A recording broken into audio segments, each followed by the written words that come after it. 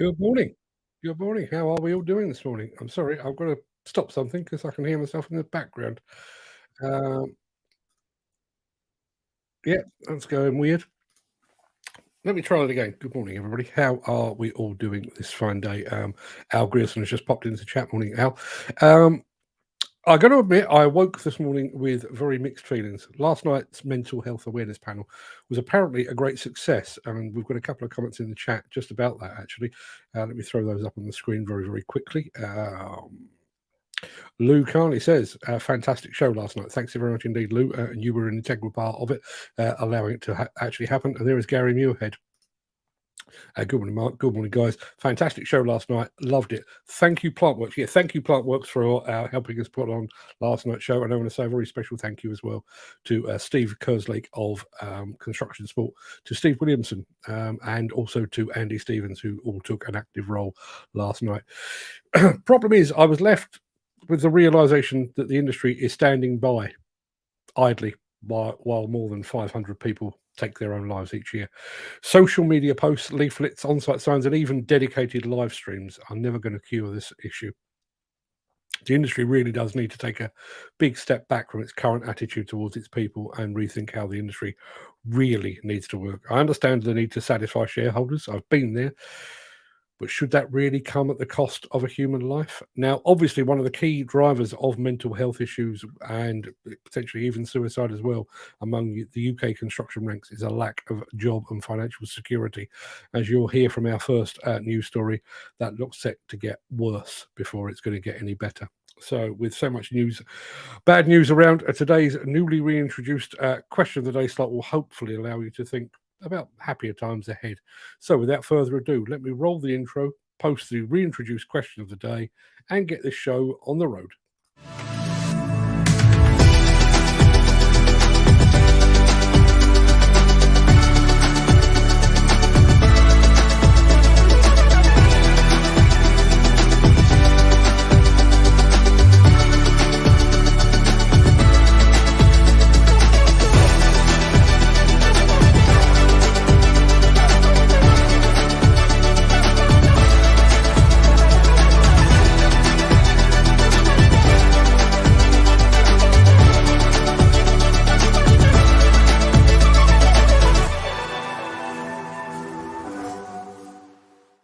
Yeah, the chat's really filling up there. I'm going to say a few quick good mornings. Good morning to Ed and Steve, to Jim and to Eve. I haven't seen Eve for quite some time, but good morning to you, Eve. Thank you very much indeed for being here. Looking forward to listening to the panel on replay if available. It is available. It is now available on LinkedIn, which I think is where you're watching. It's also available on YouTube. And as of about 5 minutes ago, it's even available over on Instagram. So take your pick of platforms and go and give it a listen. It's an hour and a half long. I will warn you in advance, but it is well worth it. I'll come back to the answers to our question of the day in just a second. But first, it is Wednesday. No, it's not. It's Thursday, the 11th of May. Welcome to the Breakfast Show. It was a late night last night. I am your host, Mark Anthony. In today's show, construction tops the insolvency league table for the first quarter of 2023. John Deere's rock-solid reputation. Epiroc stars in a Jaws reboot. Bobcat, small but mighty. Plus, there is a Chinese-themed barbecue, and you're all invited. We'll get to all of that in just a second. But first, let's peer back through the mists of time to see what was happening on this day in history.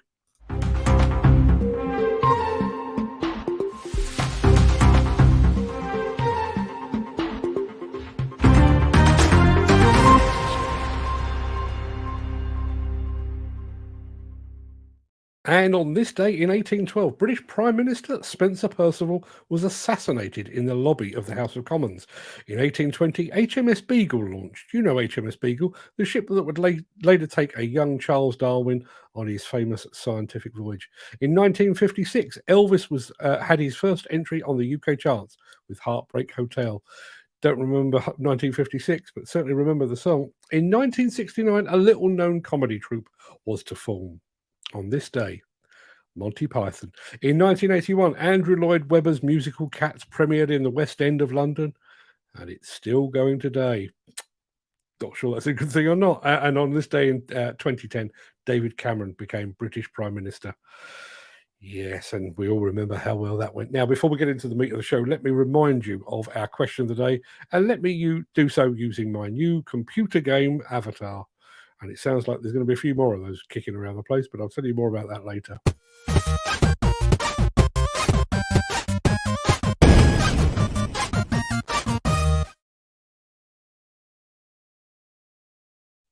Yes, what would be your ideal day? Would it be time with friends and family? Would it be a day out on the lash? Would it be a day of quiet solitude on a riverbank? I'm erring towards the last one, but let me know in the chat what would be your ideal day. Now it is time to start the show, and unfortunately, we're going to be starting with some bad news. So strap in and brace yourselves.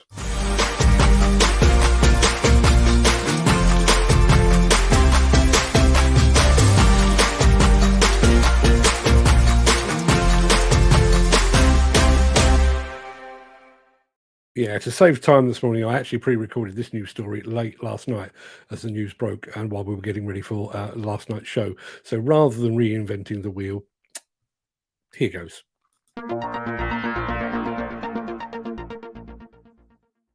Recent data from the Insolvency Service has revealed that the UK construction industry has recorded the highest number of insolvencies across all sectors in the 12 months leading up to March 2023. In the first quarter of this year alone, a total of 4,165 insolvencies were lodged, making up almost 1/5 of all cases in industries with captured data. This continues the trend of construction having the highest quarterly number of insolvencies among all industrial sectors. Overall, company insolvencies have also increased by 18% compared to the same period in 2022. After seasonal adjustments, a total of 5,747 company insolvencies were registered in England and Wales in the first quarter of 2023. Yeah, you might recall that earlier this year we actually featured a news story in which a team of financial experts predicted that the UK construction industry would lose around 6,000 firms in 2023. The Insolvency Service report only ran until March, and we've already said goodbye to more than 4,100.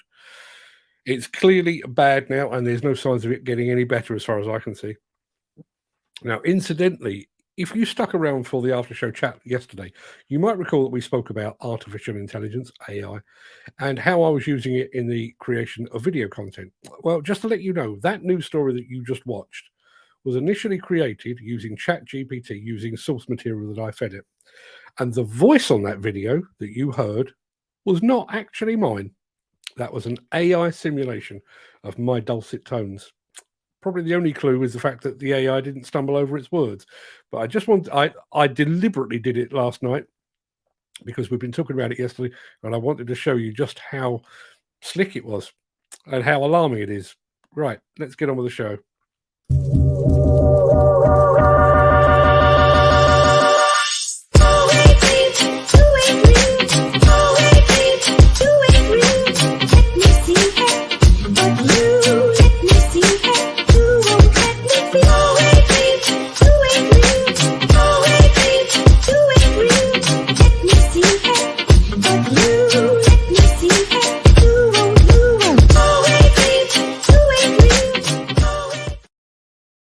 It might be because those of us in the UK can't currently get our hands on their equipment. You always want what you can't have. Whatever the reason, the Breakfast Show audience seems to have a real affinity for all things John Deere. And since I'm here purely to serve the audience, that's my job, here comes another helping of some pure John Deere goodness. What I love every day is I'm always doing something different. And I always use the phrase, just don't stand on your heels, always kind of be on your toes, ready to go. In 1979, my father-in-law, Dale Franklin, started the underground utility construction company. We run a underground utility business and an aggregate business. Working with my dad's an honor to be carrying out what he has started and helping with the family business. He's a perfectionist. Anything that he does, it's done right. I want the customer happy. Try to go the extra mile when I'm selling a load of rock. I want to make sure I'm selling them the right rock. I'm always preaching to my guys efficiency. Don't go into that pile of rock if you're not going to get a full bucket, because as a contractor, if you're not moving forward, you're not making any money. You're going into the unknown every time you start a new job. All the John Deere equipment that we have, it is the lifeblood of the quarry. The amount of earth that we can move with Deere equipment is outstanding, and they've never let us down. Everything that we've gotten from Deere fits us the best. Our dealer has been great. They're so excited to tell us what their newest piece of John Deere equipment is. They take care of us whether I'm putting in underground or I'm at the quarry. We can do anything that you need us to do, and we'll do it right. Might be a challenge, but that's what we live for, is the challenge. We're moving forward onto the next project, and it's great to have machines that do the same thing. Yeah, love their machines, love their videos, and I love their hats too, though possibly not quite as much as Steve Williamson's dog loves their hats, but that's a whole other story.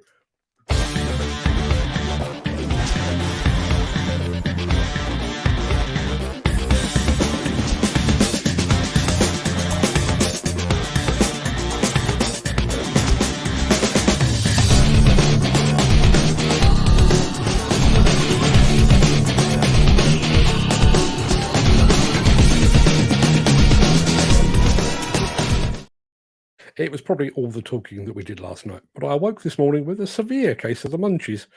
However, I am nowhere near as hungry as this.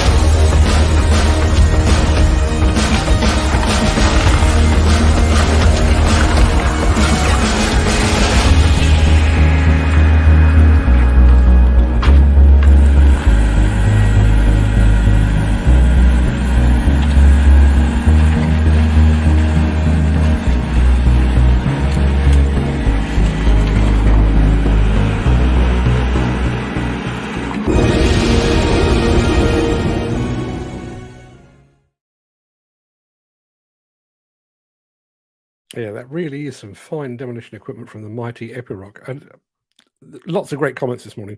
But that one on the Epiroc system, the power of hydraulics. Think about that. Squirting some oil through a hose allows you to basically eat a building. Engineering, eh? Where would we be without it? Since the finance bill came into effect in April, the construction industry has seen a surge of fuel thefts. The rising cost of living has placed an additional risk of theft by employees and contractors, as well as opportunistic thieves.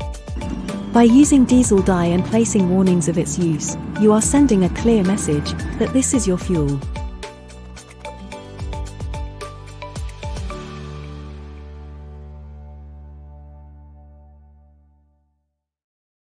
Now, I don't know about all of you, but if a Chinese person invited me to a barbecue, I'd be delighted. Well, XCMG is throwing a Chinese barbecue of its very own, and it turns out you're all invited.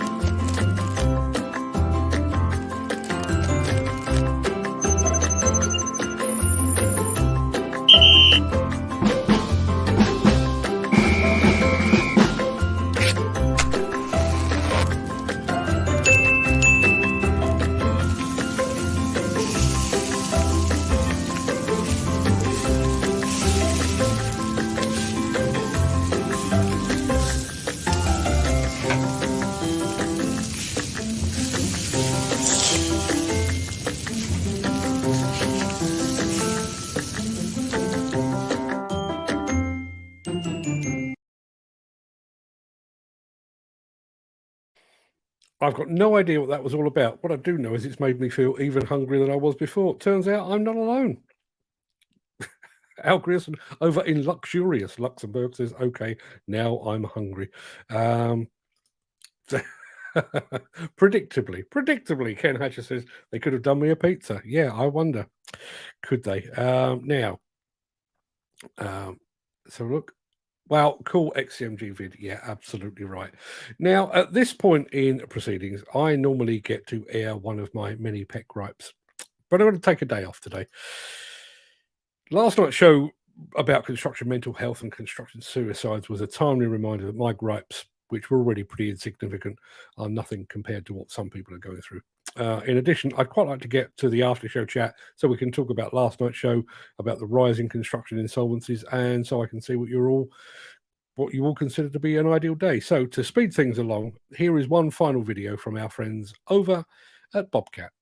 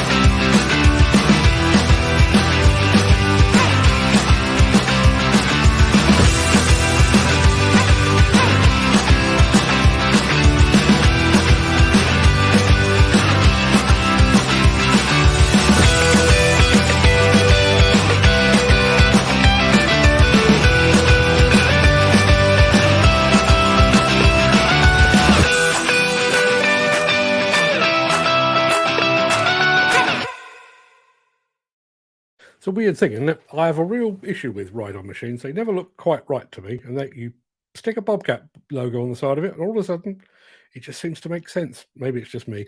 Right, that pretty much wraps up the main part of this morning's show. I'm going to roll the outro in just a second before leaping gazelle-like over into the chat to see what you're all saying today. I'm going to say good morning to our friend Batshit Crazy. My favourite name of the day. Good morning to you, or good afternoon, or good evening, depending where you're watching from. But thank you for joining us. As I say, I'm going to go over into the chat in a second. If you can't stick around for that, then please stay safe, look after yourself, your family, your friends, and your colleagues. In particular, in light of last night's show, in particular, take care of your friends and your colleagues. If you have the time and the inclination, I'll see you on the other side of what I'm about to play you for the Craic. But first, here is a word from our key show sponsor.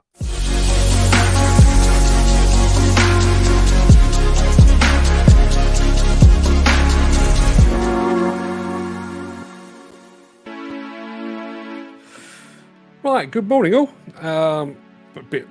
These glasses come in for more than one good reason. I originally started wearing them because multiple screens, it looks like I'm having an epileptic seizure. But the eyes are a bit bleary this morning after last night. I'm going to start with this comment very quickly, and I'm going to go back to the beginning. Ed Butler says, congratulations on becoming the main face in a new computer game, Mark. I'm not the main face, I am a face. Myself and Steve would love to be a part of it as cyber characters.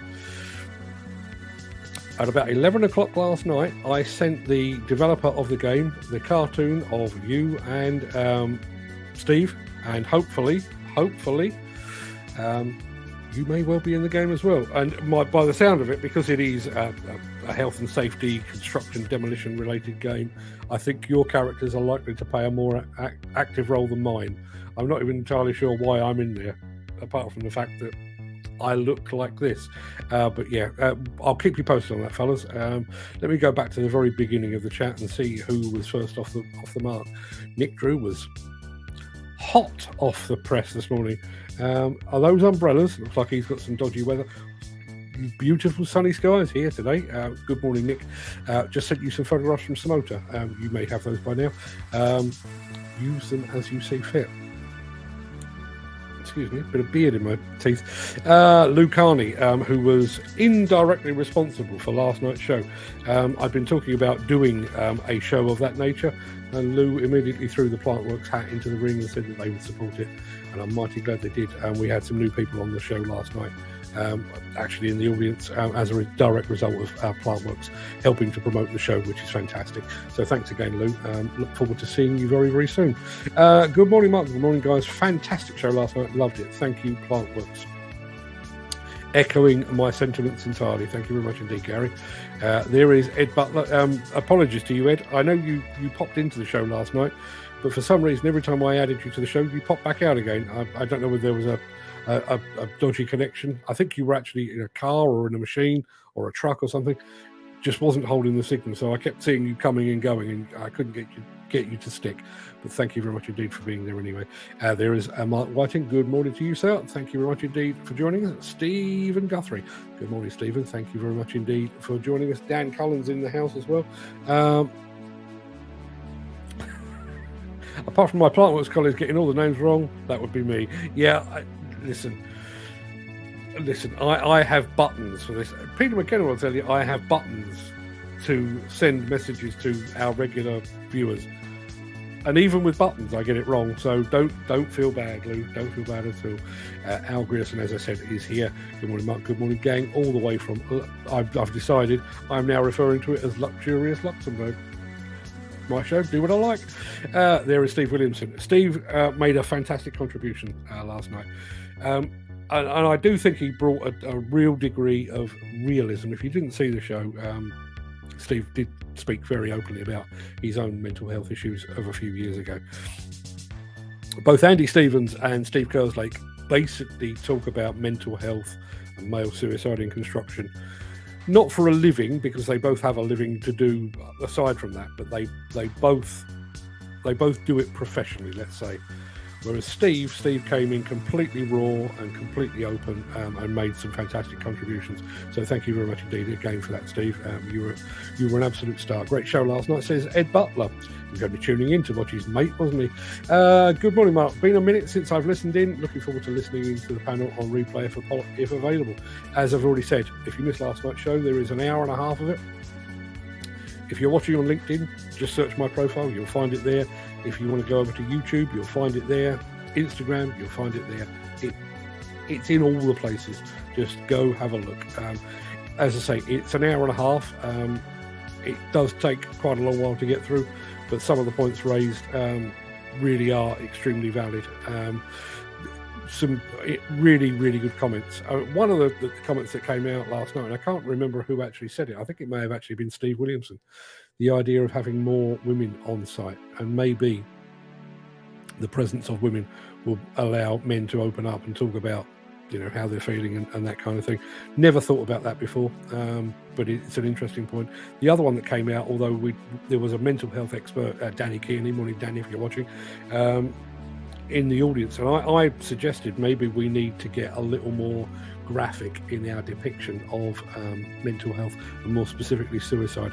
I wasn't suggesting that we start showing photographs and video of dead bodies, far from it, but when you look back at the adverts for seatbelt safety, for drink driving, and for lung cancer caused by smoking, over the years the advertising around that has got increasingly graphic. To my mind, I think we're still kind of tiptoeing around the subject of male suicide within the demolition and construction industry, and maybe we need to step that up. According to our friend Danny Kearney, who, as I say, is a mental health expert, he said that was actually likely to cause even more trauma and would actually be counterproductive. I will bow to his superior knowledge of the subject, but I do honestly believe that leaflets and social media posts on Mental Health Awareness Day just ain't cutting it. We've been aware of this problem for a decade, and the figures are still going up. They're not going down, they're going up. So something has got to give, people. Jim Turner, morning all. Good morning to you as well, Jim. Thank you for joining us. Ken Hatcher, a little slower off the mark this morning, although he played an active role last night, so he is forgiven. Thanks very much indeed for that, Ken. Rattling through. Question of the day. Washing machines in the at Cat Malaga in the sun. That would be your ideal day, would it, Ken? It's not a bad way to spend a day, I have to say. Demo driving my good pal Ed. Best days ever. You guys lack ambition. That's all I'm saying. I was expecting somebody to mention the Playboy Mansion or I don't know, deep sea fishing or whatever. No. Demo driving or watching Caterpillar machines at Malaga. Fair enough.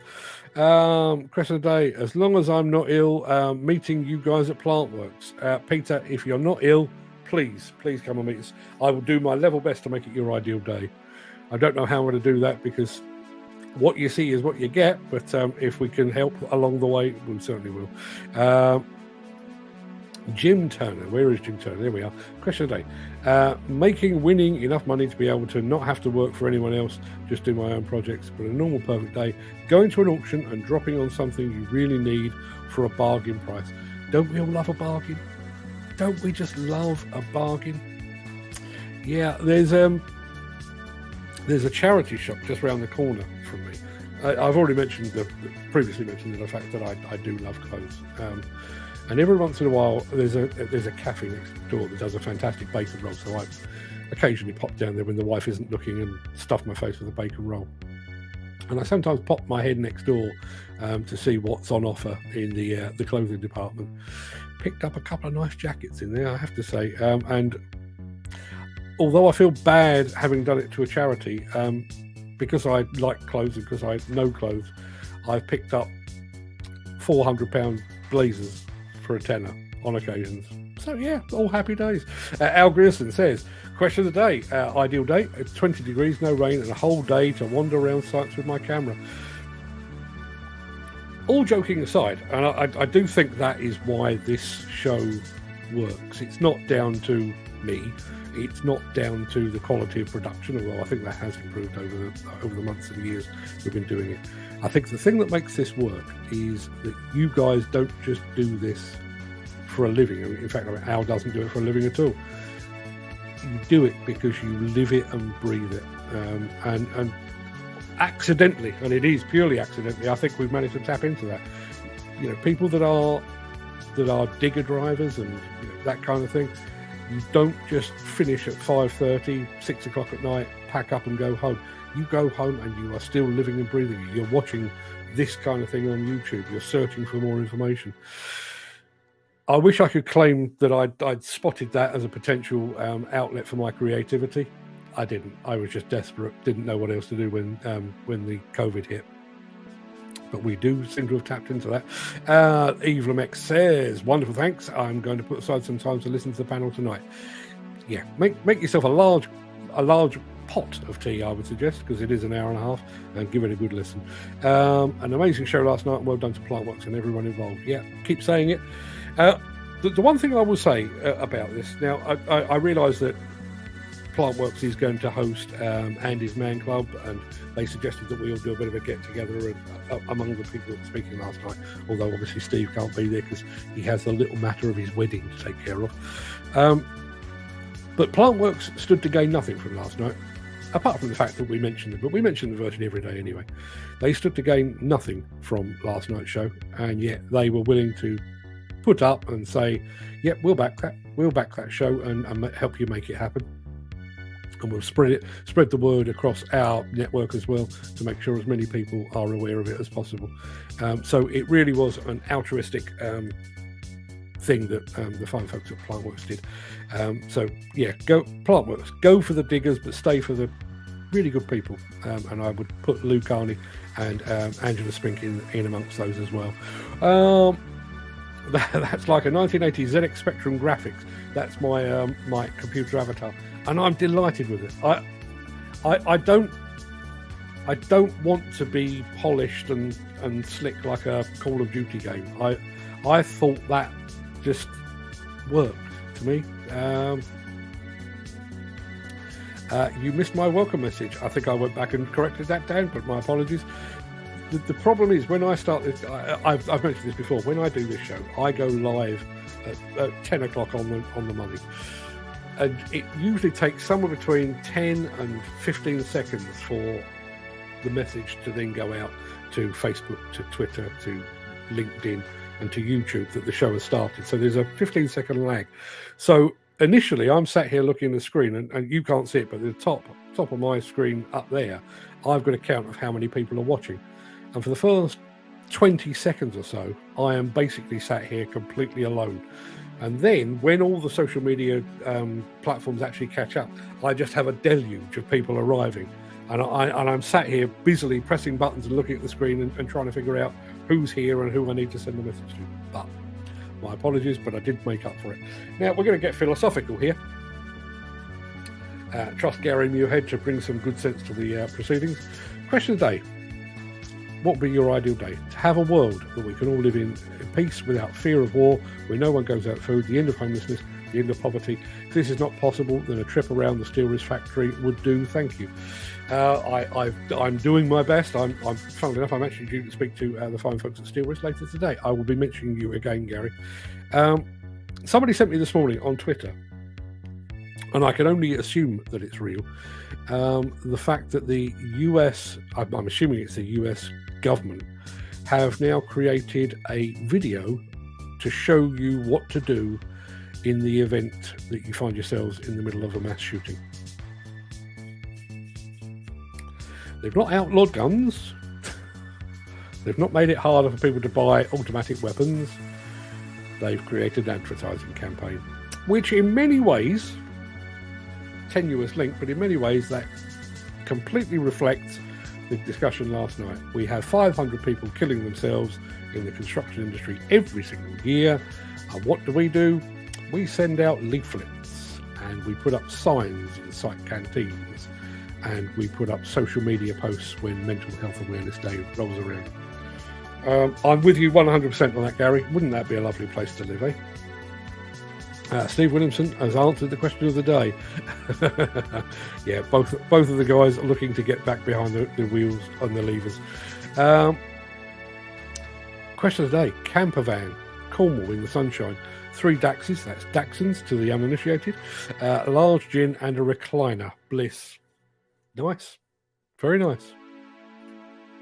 Ideal day: no phones or devices, says Eve. No work or pressure, hanging out with friends and family, sunshine and something creative to do.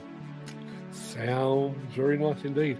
Going to answer that. What's a Daxie? A Daxie is a Dachshund, a sausage dog to the unrefined. Jim Turner, thank you very much indeed. It is. I'm going to guess a sausage dog. Nothing runs like a Deere. Or so I'm told. John Deere, please. We mention you all the time. Send some of your kit over here. There is still a month to go before plant works starts. There's still time for you to ring Luke Arnett and say, we're coming and we're bringing a truckload of equipment with you. Honestly, John Deere, you would be inundated.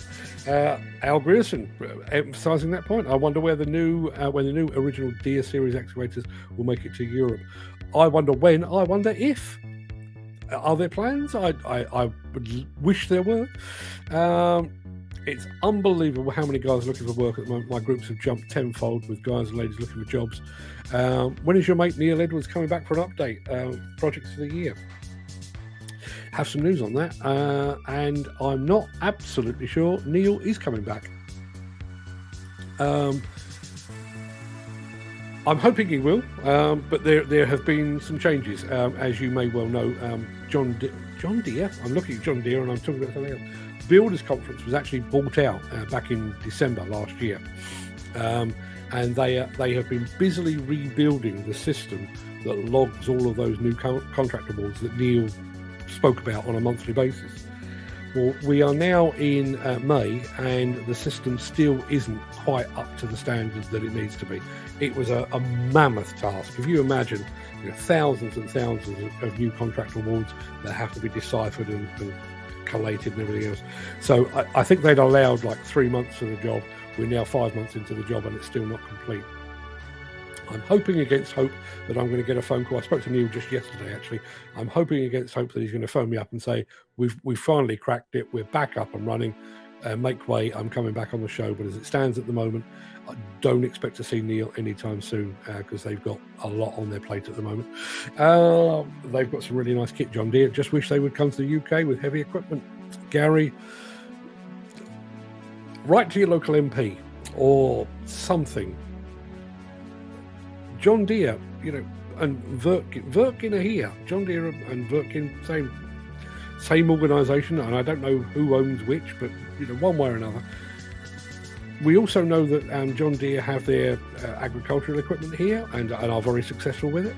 Please, John Deere, send some of your excavators over for the love of all that's holy.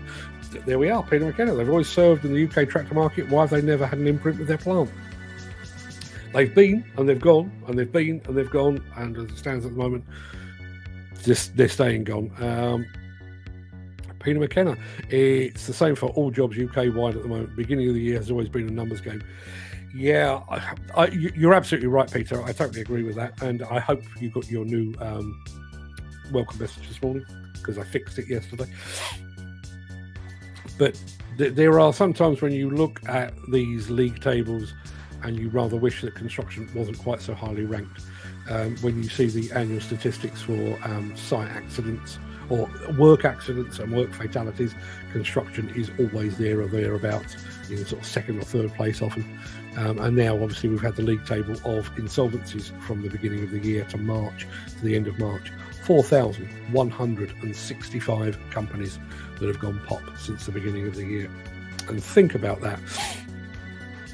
Just before I get onto that, I wonder how many of those had struggled through the whole pandemic, had taken support loans and that kind of thing, and then when the dust had finally settled on COVID, they realised actually we don't have a functioning business here.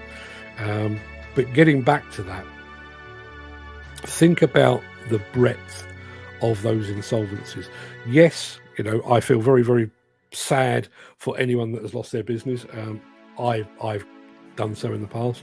But you start a business as a single person entrepreneur. It's your baby. It's the thing you get out of bed for each morning. You put your blood, sweat and tears into it, and then to see it disappear, often through no fault of your own, because of twists and turns in the economy, late payments from those above you in the supply chain. I understand all of that, and I feel for those. I also feel for the employees that will be left unemployed as a result of their insolvencies. But then the net starts to spread. You're going to have material suppliers, plant hirers, scaffolders, all of these suppliers, because we have this multi-tiered system within construction. So the insolvency of one company could quite easily lead to difficulties, or even the insolvency of 3, 4, a dozen more below them, depending on the size of the business. Think back to how things went with Carillion. Carillion didn't just go to the tune of whatever it was, 500 million, but it took a fair few others with it. 4,165 insolvencies to March. When I saw the figure banded around at the beginning of the year that we could lose 6,000, I thought that was basically clickbait. I thought somebody was just exaggerating to try and make a point. 6,000 might just be the tip of the iceberg as it stands at the moment. Steve Williamson says, I wonder how long it took to make that video. That's the XMG one. It takes forever. Back in 2016, when I basically wrote a book, and the profits from that went to the families of the people that were killed, the 4 guys that were killed at the Didcot power station.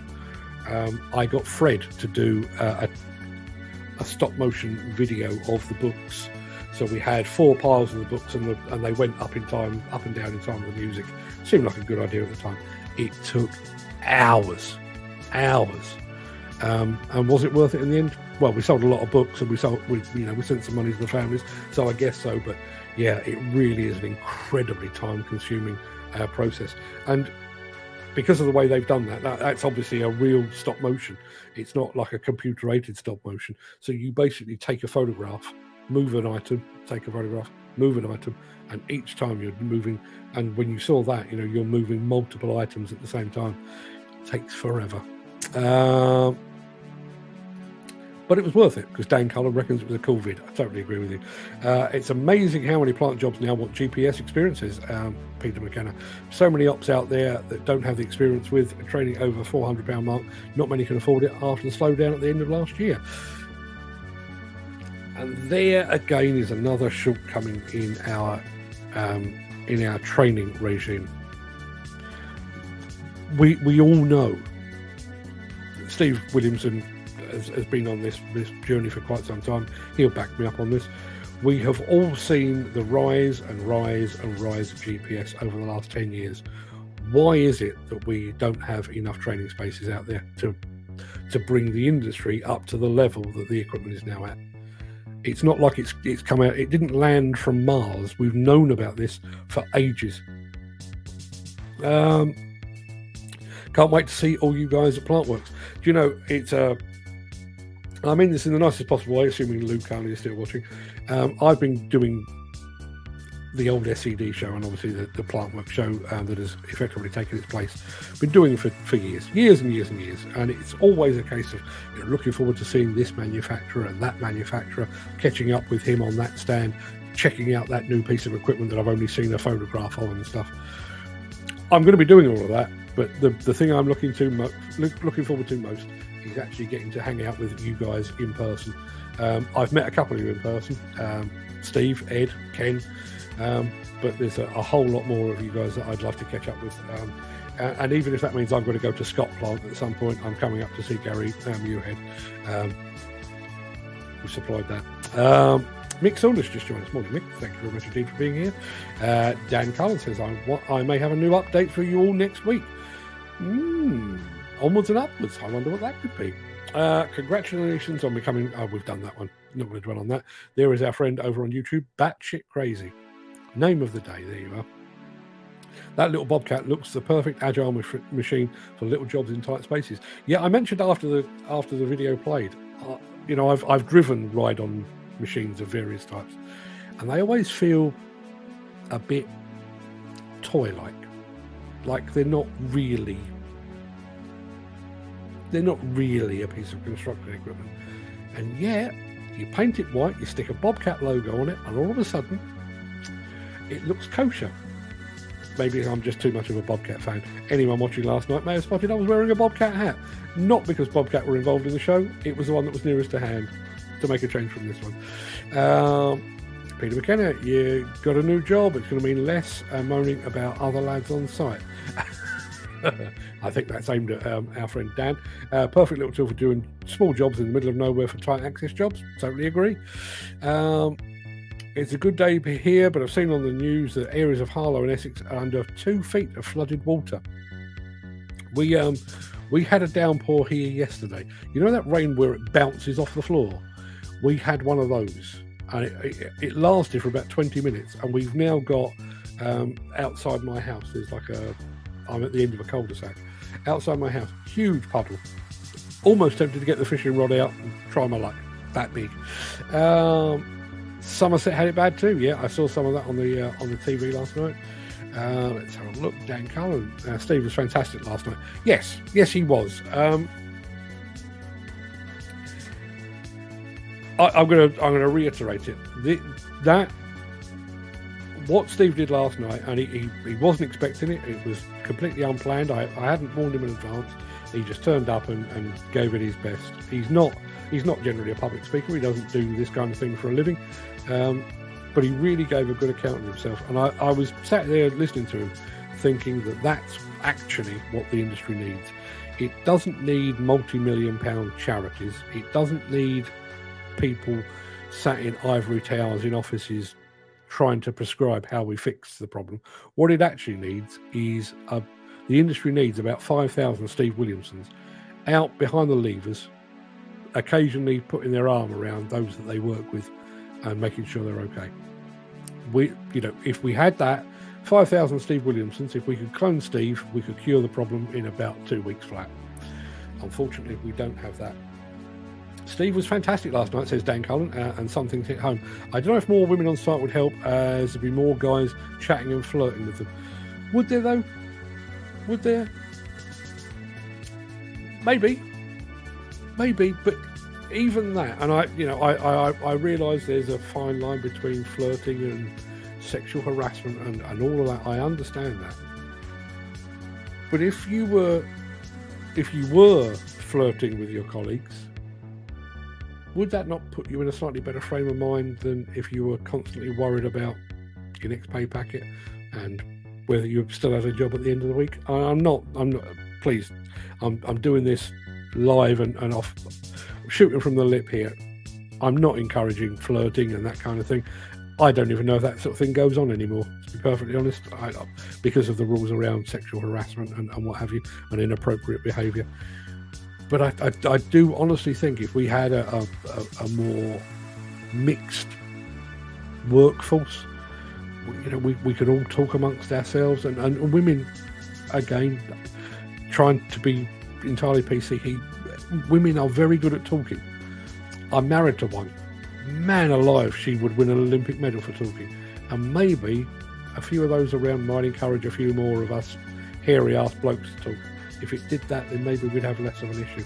The whole country is in a mental health crisis. Only 15% of the UK getting the help they need. Yeah.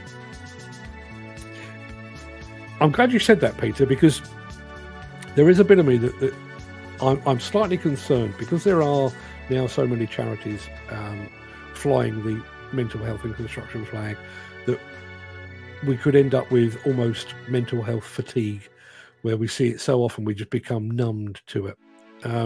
But this is not peculiar by any means. This is not peculiar to the construction industry. Talking last night and looking at the latest report on mental health in the industry or across the trades, which we did last night, one of the key drivers of this is the current financial crisis. If people can't afford to pay their bills, can't afford to put food on the table, can't keep up their mortgage repayments, that's going to cause a major issue. And that is not peculiar to construction. Everybody is suffering from that.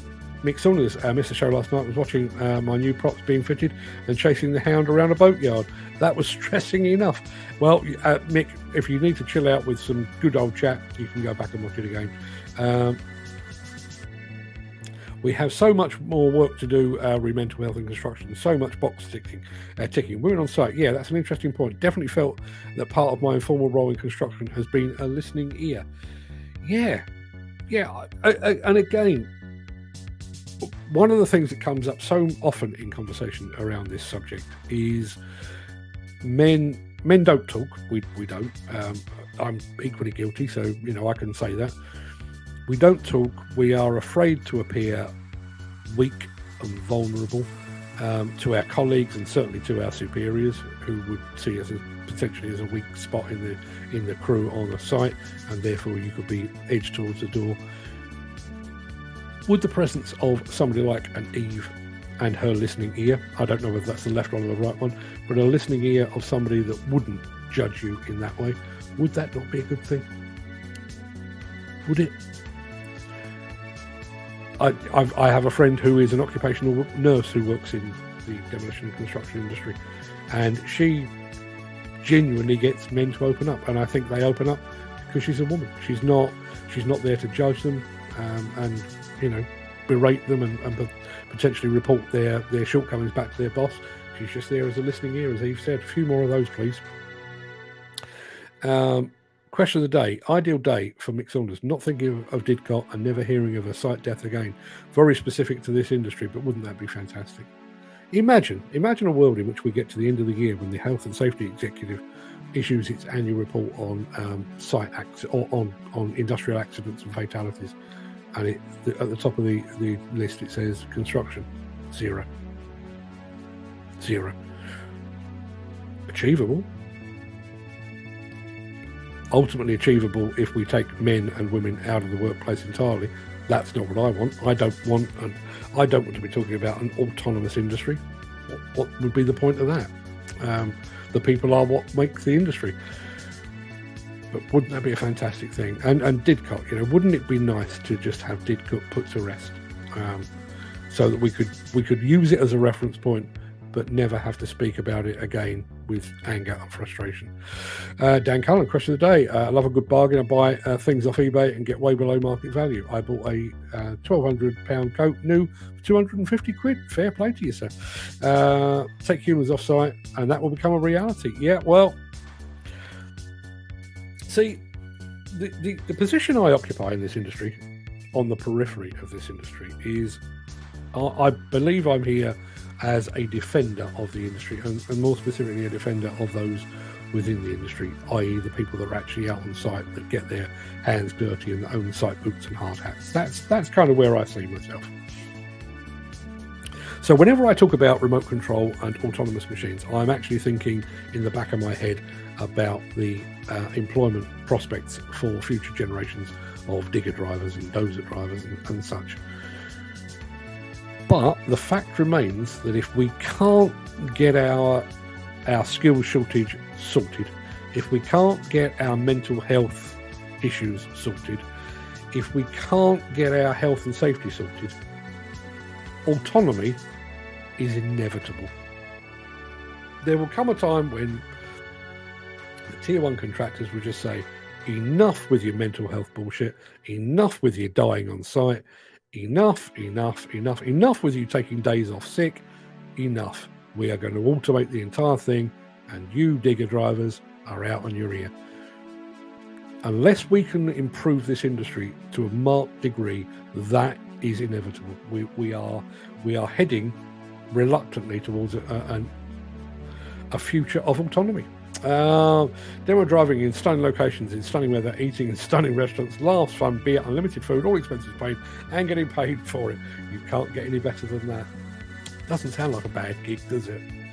And that's exactly what Steve and Ed do. How good is that, eh? And they're not alone. I used to have a mate, a Geordie guy called Jeff, who used to be one of the operators and demonstrators over at the Malaga facility for Caterpillar. And he said exactly the same.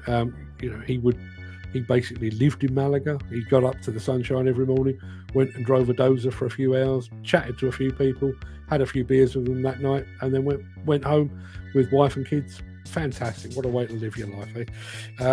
Even £250 too much for me. Most I've spent on one item of clothing is an Ollie Blog sweatshirt at £49. Is that how much he charges?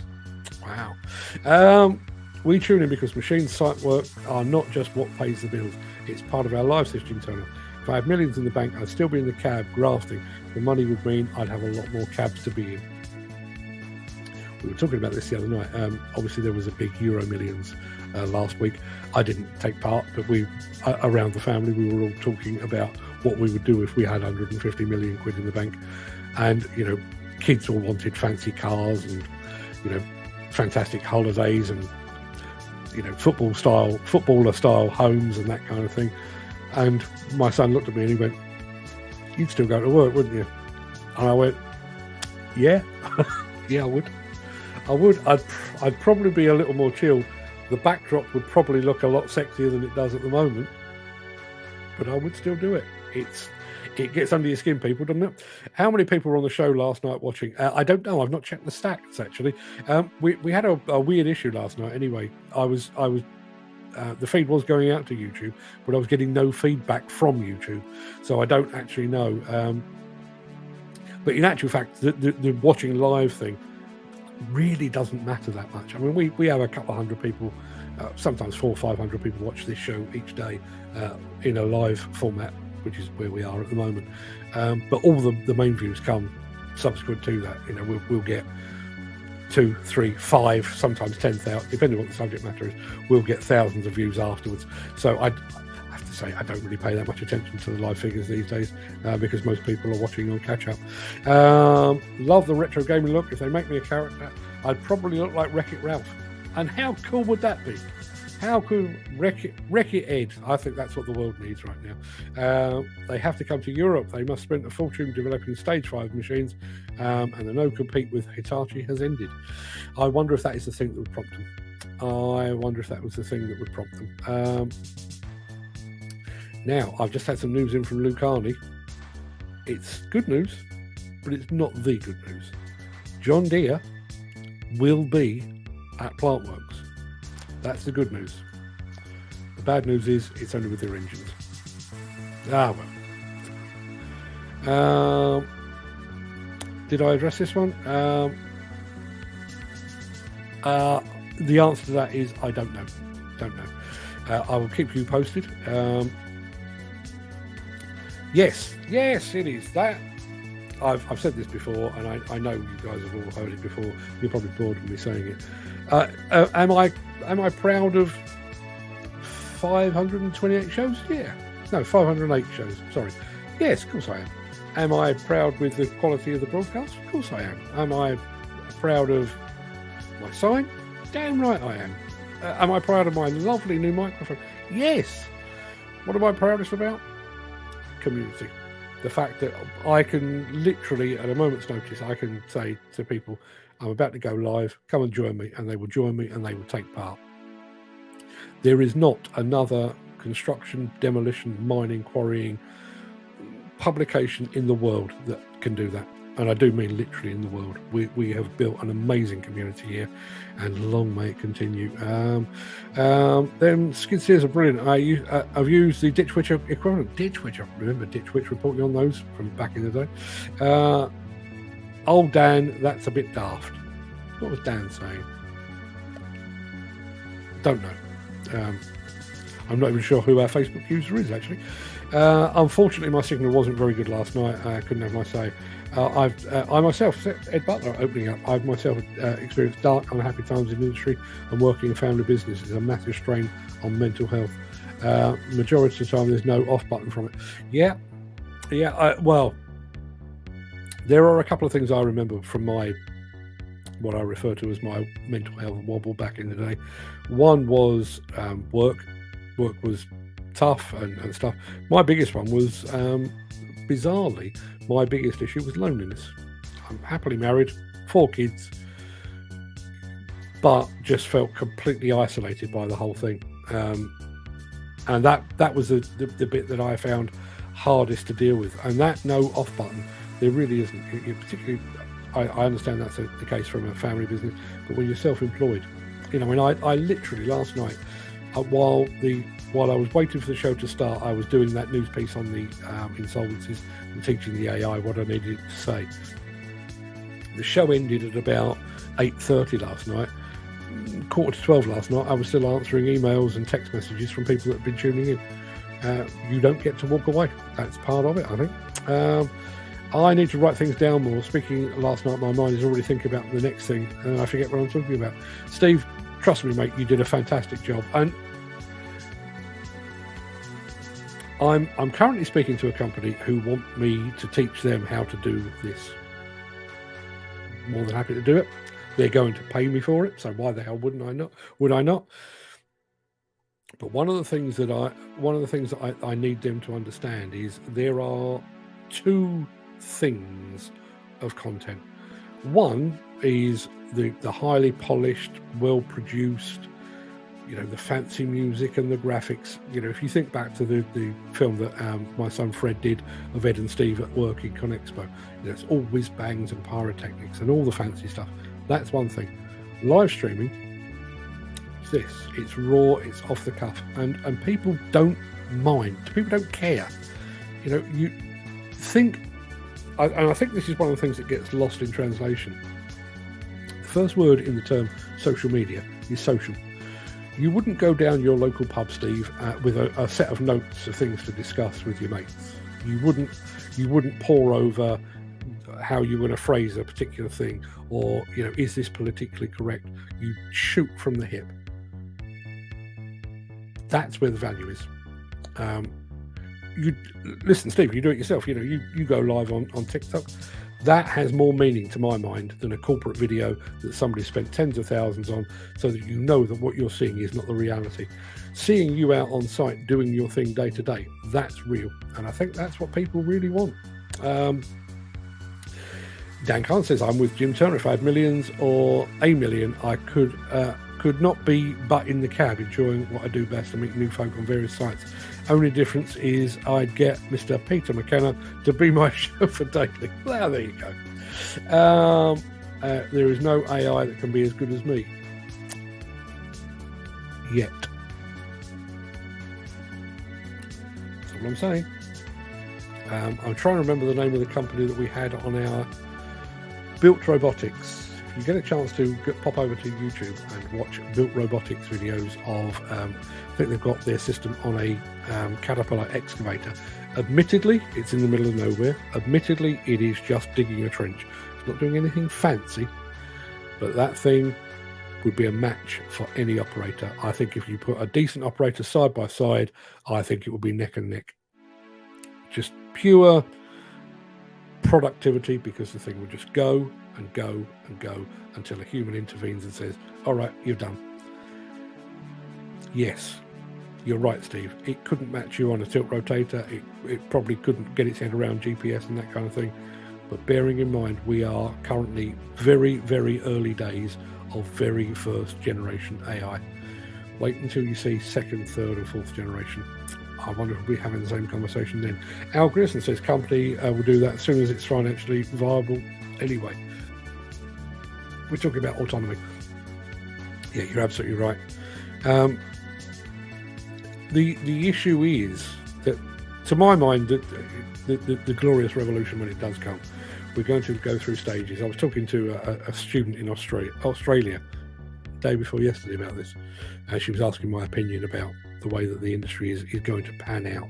And I was saying that we're not going to wake up one day and man and woman will be banned from demolition construction. There'll be a phasing out and a phasing in, and part of that phasing out and phasing in, I think, will not be a switch to autonomy. It'll be a switch to remote control. That remote control is still going to require human interaction, be it on site or in a remote location and that kind of thing. But if a major company like a Balfour Beatty, who have already predicted they expect to see human-free sites by 2050, if they could prove it tomorrow and make it economically viable, you'd have to think they would do that. And while I pussyfoot around the subject of future employment, I don't believe they would. I think they would drop their staff like a hot brick and they would move on and never look back. Steve Williamson says, I'd still be in the cab if I won the lottery. I wonder how the future Mrs. Williamson would feel about that. Have a good day off. I have a good day off, says Mick Saunders. I'm off to Southampton to watch the baby being lifted back into the tomorrow. Quick trip around the Isle of Wight. Give the Isle of Wight my best regards, would you, Mick? That's why I find this show so great. It's obviously your show, but it's our show too, because it's interactive, and that's why I kept tuning in, and will always do so. Thanks, Jim. This is the best bit. This is unquestionably the best bit. I like watching the new equipment. I like the fancy whiz bangs, and I love seeing myself as a cartoon character. But this is where the meat is. Ed Butler, really looking forward to seeing you all at Plantworks. Come down to the King's Office stand with my own excavator on display. Flying solo without my trusted wingman, or will I be? Mysterious. Listen, all I can say is I hope Steve hasn't put his wedding on hold for Plantworks. Plantworks is good, but it's not worth a lifetime of misery, Steve. Don't do that. But Ed, trust me, we will be at the King's Office stand. We'll be cheering you on, as we always do. Oh, shut up, Ed, says Steve. Yeah, quite right. Did my comment not come up? I don't know. I thought I'd done all the comments. Sorry, Dan, not seeing it. Save it for tomorrow. Do it for tomorrow. How about that? Right, people, we've been going for more than an hour, and that, given the fact that I was talking solidly for an hour and a half last night, you can hear the croak creaking in. That was creeping in. 1 second. I love this microphone. A little tap on the top, muted, fantastic. Right, people, go about your daily business, would you? I'll be back here again tomorrow, not once but twice. We are seeing the return tomorrow afternoon of our, it's been so long I can't even remember what it's called, but it's Construction Equipment News, that's what it's called. I'll be doing that tomorrow at 1 o'clock. Wherever you're watching this, you can watch that one. Just a quick show, 10-15 minutes, we'll be done and dusted. We'll be back here tomorrow morning at 10 a.m. as well. And final comment, Ed Butler, if I had $1 million, no question about it, I'd still be in the cab. I admire your commitment, people. And as I said, if I won $1 million, if somebody knocked on my door now and handed me £1 million, I'd go and pay it into the bank, and I'll be back here again tomorrow. The only difference would be there would be a very cheesy grin on my face. And I'm going to leave Lou Carney with the last word. Thanks again, Lou, for your help and assistance with last night's show. See you all tomorrow, says Lou. From her lips to your ears, via mine. See you all tomorrow. Have a good day, everyone. All the best.